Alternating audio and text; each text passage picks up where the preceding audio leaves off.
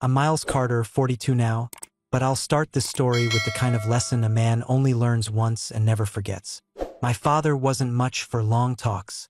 He was a man who'd fix a tractor in silence, spit tobacco, and let you figure things out the hard way. But every now and then, he'd land a sentence on me that stuck like barbed wire. The one that shaped my life was simple: protect what you've earned before you need to. I didn't grow up rich. I grew up watching my grandfather sweat on a cattle ranch and my father stretch paychecks with duct tape and Sunday overtime. When my grandfather passed, he left me the ranch house and a little inheritance. Nothing grand, just a modest 3-bedroom and some savings. Most people would have sold it off or blown the cash. I used it as bedrock. That money went into the start of my antiques shop in Amarillo, back when I was still working for another dealer and dreaming bigger than my wallet allowed. I built that shop piece by piece. The Wild West and Civil War artifacts trade isn't glamorous. It's long hours, cross-country drives, auctions where you lose more than you win, and nights cataloging old rifles while the rest of the world sleeps. I clawed through lean years when other shops folded, and after 2 decades I had 3 employees, collectors flying in from all over, and a reputation that wasn't bought. It was earned. That's the foundation I had under me when I met Megan Reed. I still remember it like a damn photograph. Downtown wine bar, dim lights, green silk dress that turned every head in the place. She had this way of laughing like the room was hers already. Quick wit, sharp eyes, confident. I was young, hopeful, and I thought I was smart enough to keep myself from being foolish. We didn't waste time. Within a year, I was starting my marriage. And that's when my father's words circled back. I went to see Joshua Bennett, an attorney who wasn't flashy but steady as bedrock. We sat down and drafted a prenuptial agreement. Nothing sneaky, nothing cruel, just fair. The house and the business, everything I built before Megan, would remain mine. Anything we built together would be split 50-50. Megan didn't like it. I remember her face when I slid the papers across the table. It wasn't an outrage, more like a wound to her pride. She asked if I didn't trust her. I told her flat out, "This isn't about trust. It's about protecting what was earned before us. You and I will build something new, but this is history. This is a legacy." She paused for a long time. I could see the storm behind her eyes, the calculations she wasn't saying out loud. But in the end, she signed. She wanted the marriage, and I wanted to believe that starting with truth was the right kind of foundation. Looking back now, I can see how that moment planted seeds for everything that came later.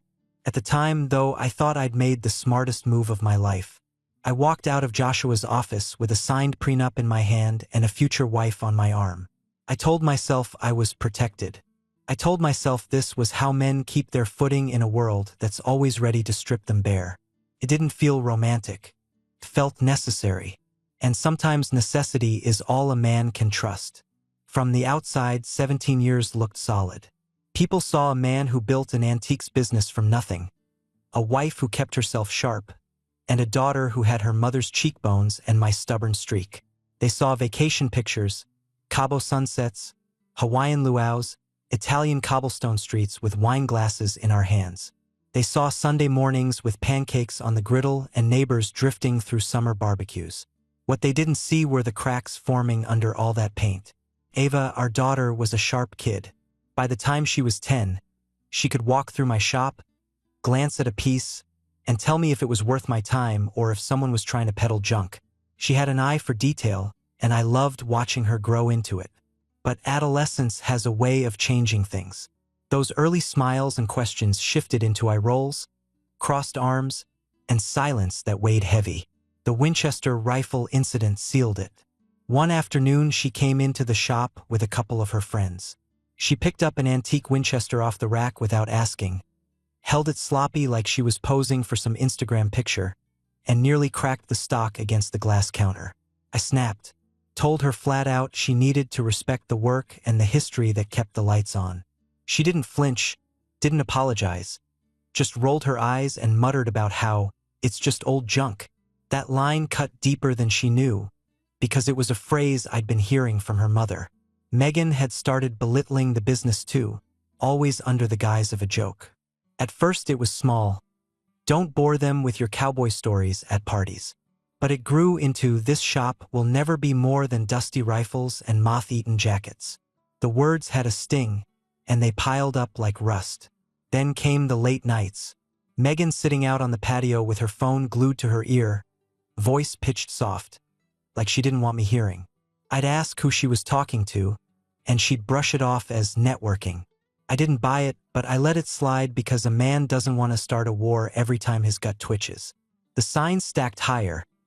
New heels for business dinners, with no cards in her purse to prove it. Houston girls' weekends that didn't add up to the receipts I found. I'm not the type to go snooping through a woman's purse, but when credit card bills land in your lap, numbers don't lie.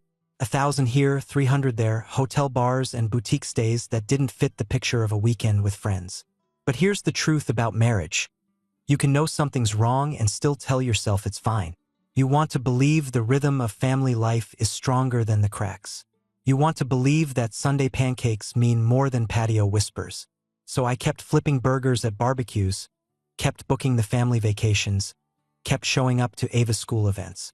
I played the part of the man with the perfect family because that's what the world expected to see, and maybe because I wasn't ready to admit the foundation was shifting under my boots. I told myself the marriage was fine, that I was overthinking, that Ava's distance was just teenage rebellion and Megan's secrets were nothing more than harmless distractions. But deep down, I already knew the story was starting to tell itself. I just wasn't ready to read the pages out loud. The first real crack didn't come from Megan. It came from Mike Ramirez, my assistant manager at the shop. Mike's a straight shooter, ex-military, doesn't waste words. One Monday morning, while we were unpacking a collection of cavalry sabers, he said it casual, like mentioning the weather. "Boss, I thought I saw Megan at Cattleman's the other night. She wasn't with you." I kept my hands steady on the packing paper. "Who was she with?" "Some suit," he said. "It didn't look like business." I nodded, didn't press. But the words sat in my gut like a hot stone. That's how it usually starts. Little details dropped by someone who wasn't even looking to stir trouble. That night, I pulled the latest credit card statement. Cattleman's was right there, tucked between gas charges in Fort Worth and a hotel in Amarillo that billed by the night, not the week. Not the kind of place you go for a conference or a girls' trip. I flipped back 3 months, then 6, then 11. The pattern unfolded. Expensive dinners, boutique hotel rooms, gas fill-ups that traced a line between Amarillo and Dallas. It wasn't just a slip. It was a whole second life. Still, I kept the anger tight. My father's voice was in my head. Don't swing wild. Land your punch when it counts. The real break came from Ava. She left her phone on the counter one night, face up. A notification lit the screen. A message preview from a name I didn't recognize. Dean Parker. I didn't touch her phone. I didn't need to. The name was enough to gnaw at me.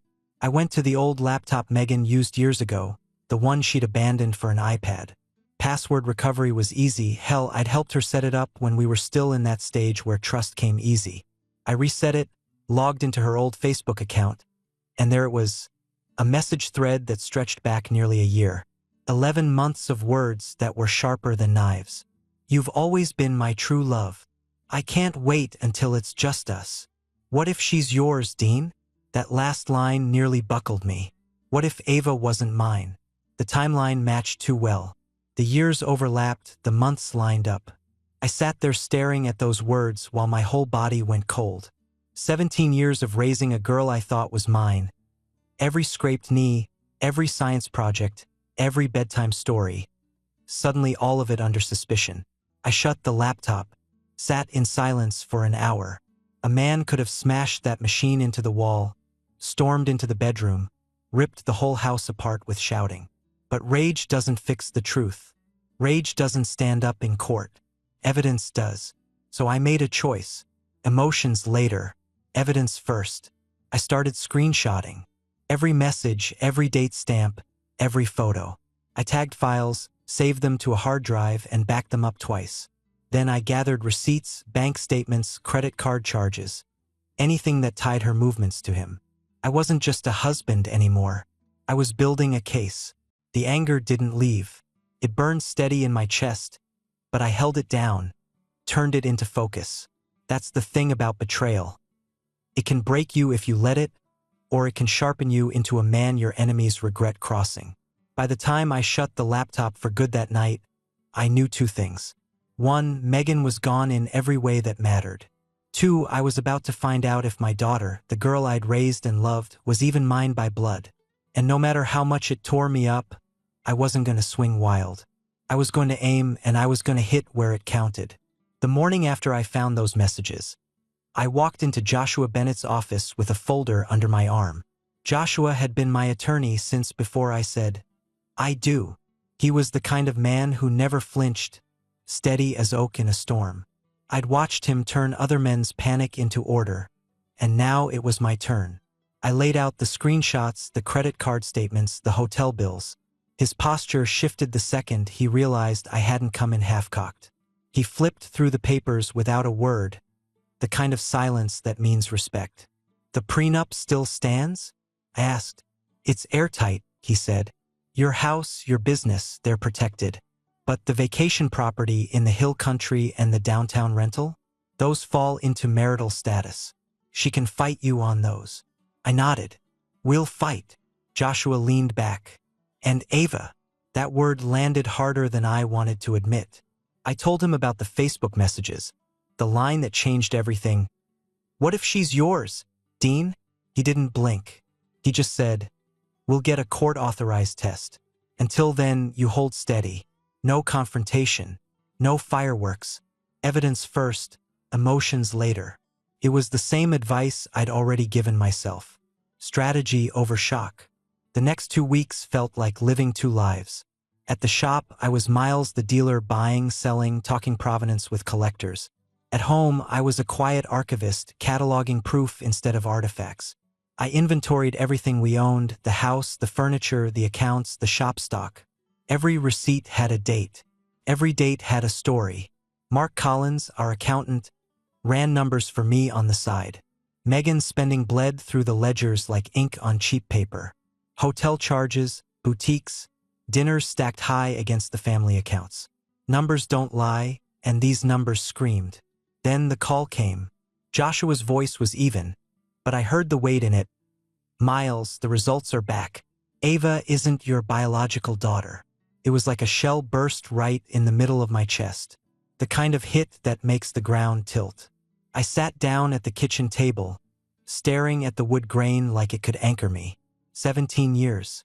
I'd been there for every scraped knee, every school recital, every damn Christmas morning. I'd been the one to hold her when she was sick, to teach her how to spot a fake coin, to tell her she was worth more than the world was willing to give. And none of that changed. Biology didn't erase the fact that I'd been her father, but it changed the battlefield, turned betrayal into fraud. I let the wave hit, then I stood up. A man can take a hit if he remembers to keep standing. My father's voice came back to me.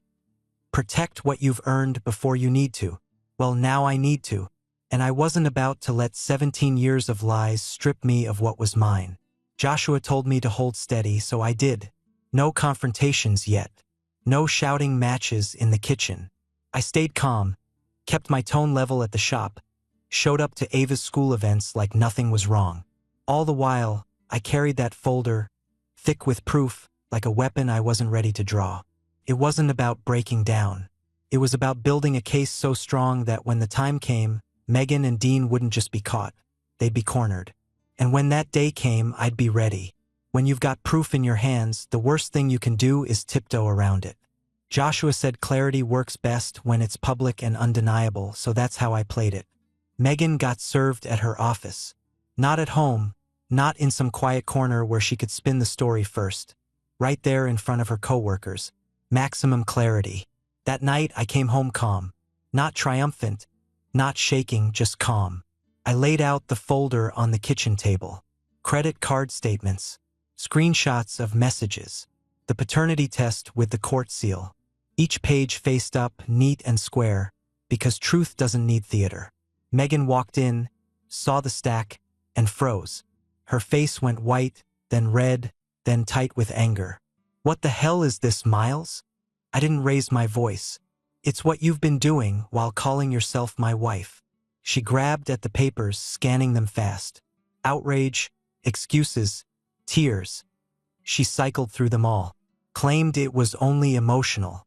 Claimed Dean was just a mistake. Claimed I was overreacting. I didn't argue. I didn't let her bait me into shouting. I just sat there with steady eyes, letting the papers talk for me. Then Ava walked in, 17 years old, carrying herself with that teenage armor, rolling her eyes, ready with some sharp comment. She looked at the table, then at me, then at Megan. "What's going on?" she asked. I slid one sheet across the table. The paternity test. My hand didn't shake. "Congratulations, Ava. Your biological dad is Dean Parker." Her jaw dropped. She looked from me to her mother, waiting for denial, for some kind of soft landing. Megan stammered, tried to spin it, but the court seal on the paper shut her down. Ava's certainty melted into shock. I saw it hit her like a brick, and for a second I hated that I had to be the one to deliver it. But truth doesn't wait for the right moment. The silence broke into shouting behind me. Megan accusing me of cruelty, Ava demanding answers, the whole house turning into an echo chamber of anger. I didn't join in. I stood, grabbed the overnight bag I'd packed earlier, and walked to the door. "I've been a father to you, Ava," I said, turning once at the doorway. "That doesn't change. But now I have to be a man who finishes what he starts." Then I left. The sound of their voices followed me down the street, but they didn't reach me. By the time I hit my truck and headed to my brother Tom's place, the noise was behind me. For the first time in weeks, I felt steady. The detonations were done. The truth was on the table. From here on, it was just execution. Divorce mediation is like trench warfare. No one walks out clean, and the only question is what ground you can hold when the smoke clears. I went in with Joshua at my side and a folder so organized it could have been used to teach a law class. Megan came with a sharp-dressed attorney who talked fast, smiled fake, and thought he'd found an easy mark. He was about to learn otherwise. The prenup was the bedrock. My house, the one bought with my grandfather's inheritance, was untouchable. My shop, 20 years of sweat and sleepless nights, was locked down the same way. Those were my lines in the sand, and they held. What remained were the two marital properties, the Hill Country Vacation Home and the downtown Amarillo rental. Megan's lawyer pushed hard, tried to claw at the shop revenue, even hinted that emotional contributions had value. Joshua cut him down quickly. "The contract is clear. You can argue feelings, counselor, but the court enforces contracts." We went back and forth, long hours of splitting hairs and arguing percentages. In the end, I bought out Megan's share of both properties. Clean, decisive, and mine to control. Then came child support. Legally, Texas still recognized me as Ava's father, fraud or no fraud. She was 17, nearly grown, and the judge weighed her age and the circumstances. Support was minimal, almost symbolic. Megan's attorney didn't like it, but numbers don't bend just because someone pouts. Through it all, Megan wouldn't look at me straight. Her voice was sharp when she spoke, but her eyes stayed down, fixed on papers or her lawyer's notes. She'd built her whole new world on lies, and here she was, watching it shrink one line item at a time. The decree was signed, stamped, and filed. I walked out of that building lighter, though the weight hadn't disappeared, it had just shifted. I was a free man on paper, but the war wasn't fully over. That truth came clear in the parking lot. Dean Parker was waiting by his truck, leaning against the hood like a man rehearsing a speech. When he saw me, he straightened, tucked his hands in his pockets, and tried on an expression that was meant to look apologetic. "Miles," he said, tone dripping with practiced sincerity. "Look, I know this has been hard on everyone. Megan and I, we didn't plan for it to happen this way. Maybe we can sit down, figure out a civil way forward. For Ava's sake." I stepped closer until we were eye to eye. Dean was taller, but height doesn't equal weight when a man has no spine behind it. I put my hand flat on his chest and pushed him back against the side of his truck. Not hard enough to break him, just enough to set the line. "You listen to me, Dean," I said, calm as a rifle sight. "You're welcome to them both. You bought yourself a family on credit, and the bill's already coming due. But don't you mistake my calm for acceptance. I don't need to raise my voice to make myself clear. You stay in your lane. You don't come looking for me, and you don't try to pull me into your version of civil. Understood. His mouth opened, closed, then opened again. I saw the calculation flicker: fight, flee, or fold. He chose a fold. Understood, he muttered. I stepped back, let him breathe again. Good. Now get in your truck and go play house. I've got work to do. He slid behind the wheel without another word. I watched him drive off, tail lights fading, and I knew the man would spend years trying to convince himself he'd won something. But the truth was simple. Men like Dean only feel strong when they're stealing from someone stronger. And I'd made damn sure he understood whose ground he was standing on. When I walked back to my truck, Joshua was waiting by the door, arms crossed. Problem? He asked. Not anymore, I said, and I meant it. The house was quiet after the decree. Too quiet. No footsteps on the stairs, no slammed doors, no patio whispers. Just silence stretching from wall to wall. Some men can't take that silence. They drown it with TV noise or empty bottles. But I treated it like raw lumber, something you shape with work until it fits your hand. The first thing I did was strip the place down. Megan had left her mark in every corner. Throw pillows, framed quotes about love, curtains that looked like they belonged in a magazine spread instead of a working man's house. I packed all of it into boxes and left them at the curb. Then I rebuilt. Deep blue paint went on the walls, the kind of color that absorbs light instead of bouncing it. I bought a saloon back bar from a Nevada casino and installed it in the den. Antique rifles, sabers, and pistols came out of storage and found a home on the walls where her art prints used to hang. I put a pool table in the middle of the living room, right where a polished dining set had stood like a museum piece no one touched. For the first time in years, the house looked like me. The shop surged too. Cutting out Megan's spending leaks was like plugging holes in a bucket. Within 6 months, profits jumped 24%. I reinvested better lighting, an online catalog, marketing that reached collectors in places I used to dream about. For the first time, business wasn't just surviving. It was climbing. Thursday nights became poker nights. Joshua Bennett, my brother Tom, a couple of men who'd been through their own wreckage. We'd sit around the table with cigars and cards, no pretenses, just the kind of talk you can only have with men who've taken hits and stayed standing. Then there was Leo Jenkins, my neighbor, retired cop, 30 years on the force. He had the kind of quiet that comes from having seen everything twice and knowing when to speak. He'd drop by with a beer, sit on the porch, and only give advice when asked. When he did, it landed. The silence of the house wasn't empty anymore. It was deliberate. It was the sound of the structure returning. I'd walk through the halls at night, past the bar, past the rifles on the wall, and feel something I hadn't felt in years: peace. Not the fragile peace of pretending everything's fine, but the grounded kind that comes when the chaos has been stripped away and replaced with something solid. Men don't talk much about peace. We talk about winning, surviving, providing. But standing in that rebuilt house, I realized peace is what makes a man sharp again. And for the first time since everything detonated, I felt sharp. A year passed before they came back. Long enough for the house to feel mine again. Long enough for the business to expand. Long enough for the silence to stop echoing. I was at the shop one Saturday morning when the bell over the door rang. And there they were, Megan and Ava, framed in the sunlight like ghosts who hadn't gotten the memo they were buried. Megan looked worn. The polish was gone. Her hair had the brittle shine of someone cutting corners. Her heels were scuffed, her smile forced. Ava stood beside her, older in ways 17 shouldn't look. She didn't meet my eyes. Megan started first, voice carrying that edge of entitlement she'd never managed to shake. Miles, we need to talk. I didn't move from behind the counter. You wait outside. Her eyes flared, but she stepped back, and Ava stayed. I walked her across the street to the park, found an empty bench under a pecan tree, and sat. Took her a minute before the words came. Dean's gone, she said flatly.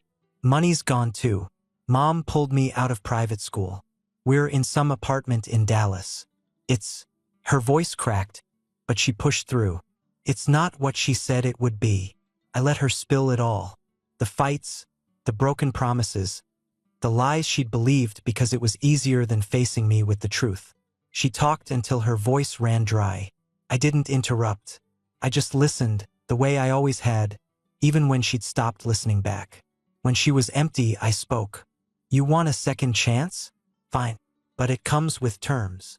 Her eyes lifted, sharp and cautious. You finish high school. No excuses.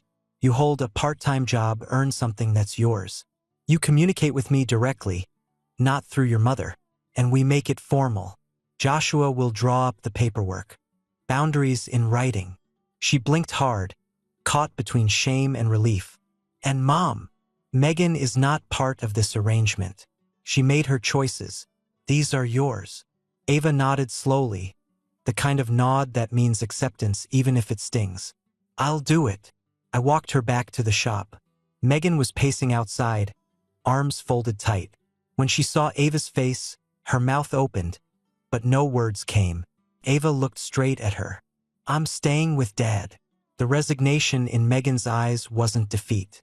It was recognition. She knew the tide had turned, and nothing she said would pull it back. Joshua filed the custody modification the next week. The judge signed it faster than I expected. Paperwork isn't love, but it's structure, and structure is what Ava needed. What I needed too. Forgiveness isn't a soft word in my book. It's a contract with teeth. You don't hand it out. You draft it, sign it, and enforce it. Ava earned her shot, and I gave it with conditions. Megan? She stayed on the outside where she belonged. Life settled into structure after Ava came back. Not the fragile structure of routines waiting to collapse, but real bedrock rules, boundaries, discipline. She had a curfew, chores, and grades to keep. When she got a job at a local bookstore, I matched her savings for a used Honda that was reliable, not flashy. I opened the 529 plan I'd kept insulated all those years, untouched by Megan's spending, and told her it was hers if she stayed on track with college. She didn't argue. She didn't roll her eyes. For the first time in years, she listened. The house itself is filled with life again. I brought home 2 German shepherds, Gunner and Sage. Big, steady animals with the kind of loyalty you don't buy, you earn it. They patrolled the hallways, guarded the silence, and reminded me every morning that protection and discipline work both ways. Ava loved them maybe more than she admitted at first. They gave her something constant, something she could trust without question. On her graduation day, I stood in the crowd while she walked across the stage. No fanfare, no cheering section beyond me, but I clapped steady and proud. She looked for me in the crowd, and for the first time in a long time, she didn't look away. That was enough. As for me, life had more room than I expected. The shop expanded Santa Fe, a second location that pulled in collectors with deeper pockets. I spent my weeks moving between Amarillo and New Mexico, watching the business I'd built stretch farther than I thought possible. And then there was Harper Brooks. I met her at a veterans fundraiser. She was a former combat medic, one leg replaced with a prosthetic, laughing sharp enough to cut glass but warm enough to carry across a room. She wasn't polished like Megan had been. She was real. She knew pain, knew discipline, knew the value of work that didn't show up in photo albums. We started simple. Coffee, long talks, evenings on my porch with Gunner and Sage at our feet. She didn't ask me to forget the past, and I didn't expect her to fill it. We just built something new, brick by brick, without lies or theater. At night, sitting on that porch with her hand in mine, I sometimes felt the past knocking at the edges. Megan's betrayal, Dean's smug face, Ava's years of distance. But the knock stayed outside. Inside was mine. Peace doesn't erase scars. It builds around them, makes them part of the structure. And for the first time since my father's voice told me to protect what I'd earned, I knew I was living exactly by his map. Subscribe and stay one step ahead of cheaters. And trust me, the next story makes this one look like a fairy tale.